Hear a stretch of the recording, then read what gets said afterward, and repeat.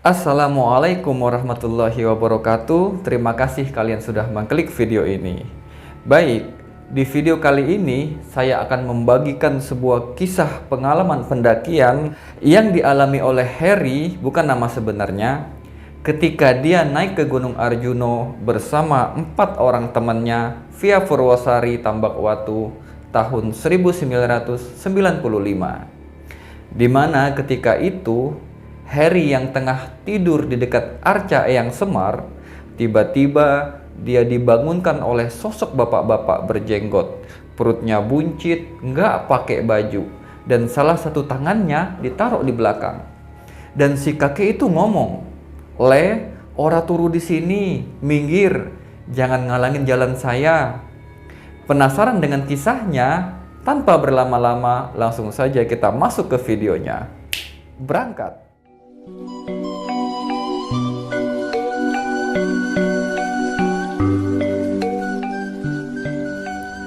Kisah ini bermula ketika Heru lagi liburan ke rumah temannya di Malang. Di situ, Heru diajak oleh teman-temannya naik ke Gunung Arjuno via Purwosari. Singkat cerita, berangkatlah dia ke basecamp Tambakwatu di Purwosari. Setiba di basecamp waktu itu malam hari. Jadi, oleh pihak basecamp, mereka disarankan untuk naik keesokan paginya. Jadi istirahatlah mereka di basecamp sampai menunggu esok pagi. Nah, di basecamp itu mereka ketemu sama rombongan lain asal Jawa Tengah yang berjumlah juga 5 orang, yang terdiri dari 3 orang laki-laki dan 2 orang perempuan. Singkat cerita, keesokan paginya jalanlah mereka dari basecamp menuju pos 1. Setiba di pos 1, semuanya aman, lancar, dan mereka pun lanjut menuju pos 2, kemudian lanjut pos 3, sampai menuju ke pos 4. Nah, pas mau jalan dari pos 4, tiba-tiba mereka ketemu sama bapak-bapak yang mirip pertapa. Si bapak itu ngomong, "Jangan pakai pakaian merah ya, dan yang mencolok sama jangan ganjil. Kalau enggak, mati." Di situ mereka kaget sama ucapan bapak tadi.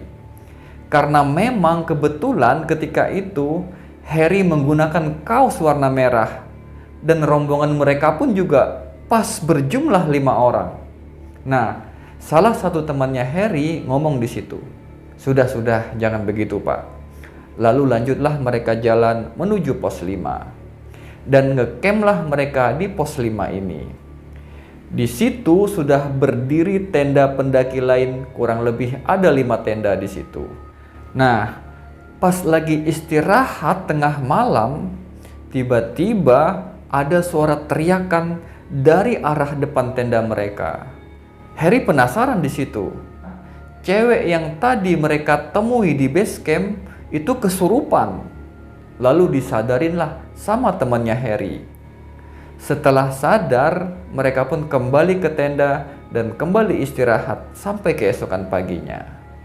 Setelah selesai muncak, karena saking santainya Harry dan teman-temannya ini, gak kerasa hari udah menjelang sore. Akhirnya mereka pun beres-beres, bersiap-siap untuk kembali turun ke base camp. Nah, di pos 5 ini ternyata tinggal 2 tenda, yaitu tendanya Mas Harry sama perempuan yang dari Jawa Tengah tadi. Setelah beres-beres tenda, lanjutlah mereka turun menuju pos 4. Di situ, rombongan perempuan tadi lari menuruni trek, sampai akhirnya salah satu dari mereka kepleset dan jatuh guling-gulingan dan saling tabrak satu sama lain di trek itu. Di situ baju mereka kotor, sobek, bahkan compang-camping. Lalu mereka pun istirahat di pos 4 tadi. Karena hari udah mulai gelap dan ditambah lagi hujan, akhirnya rombongan Harry pun mutusin untuk berhenti dan istirahat di pos 4 ini. Di situ banyak terdapat arca-arca. Harry pun ngegelarlah matras di dekat arca itu. Pas lagi enak tidur menjelang tengah malam, tiba-tiba dibangunin sama sosok bapak-bapak berjenggot perutnya buncit, nggak pakai baju, dan salah satu tangannya ditaruh di belakang. Kakek itu pun ngomong, "Le, ora turu di sini, minggir, jangan ngalangin jalan saya." Pas Harry bangun, dia kaget. "Maaf pak, maaf." Lalu Harry nanya sama bapak itu, "Nggak dingin pak, nggak pakai baju?" "Ya, ini kan rumah saya, ngapain orang nggak dingin kok." Pas dia udah pindah, Harry noleh lagi ke bapak tadi. Tapi sosok bapak itu udah hilang, nggak ada lagi di situ. Lalu dibanguninlah teman-temannya ini sama Harry. "Mas, saya dibangunin sama bapak-bapak gendut, nggak pakai baju, lalu disuruh pindah." Di situ temannya ngomong, udah, bikin merinding aja, tidur lagi." Lalu lanjutlah mereka tidur. Nah, pas baru mau tidur, tiba-tiba cewek yang tadi lagi istirahat nggak jauh dari tenda mereka kesurupan, teriak-teriak lagi di situ.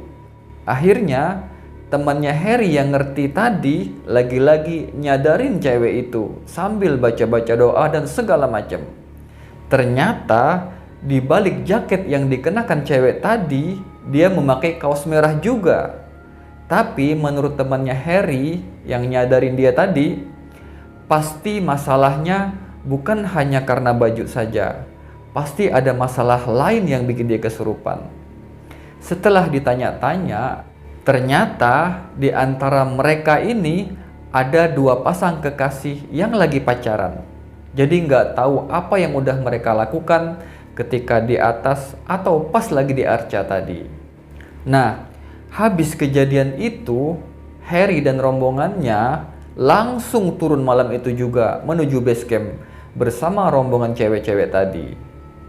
Pas tiba di base camp, di situ udah banyak para peziarah yang datang, termasuk kuncen gunung itu ada di situ. Pas ngeliat pakaian cewek-cewek tadi yang udah compang-camping, disamperinlah sama si kuncen. Ngomonglah si kuncen tadi, Dok, kamu kok pakaiannya kayak gini warnanya?" Lalu dinasehatinlah sama si kuncen. Memang selain pantangan berpakaian warna merah dan ganjil, yang terpenting adalah perilaku sopan santun kita, dan maksud dari bakal mati oleh pertapa tadi itu bukanlah mati secara harfiah fisik, tapi mati dalam hal akal pikiran. Ibarat pikiran sudah dibutakan, yang semula mampu berpikir secara jernih jadi blank, dan pada akhirnya mudah dipengaruhi, diganggu, bahkan ditempelin oleh makhluk-makhluk lain hingga kesurupan. Di situ mereka minta maaf. Akhirnya setelah disuruh mandi, bersih-bersih dan ganti pakaian, mereka pun pamit dan pulang ke kota masing-masing. Oke sobat misteri, itu tadi kisah pengalaman pendakian yang dialami oleh Harry bersama temannya ketika naik ke Gunung Arjuna tahun 1995. Mudah-mudahan kita bisa mengambil pelajaran dari kisah tadi dan mengambil sisi positifnya dan membuang jauh-jauh sisi negatifnya. Terima kasih juga buat kalian yang sudah mensupport channel ini, dan mohon maaf. Assalamualaikum warahmatullahi wabarakatuh.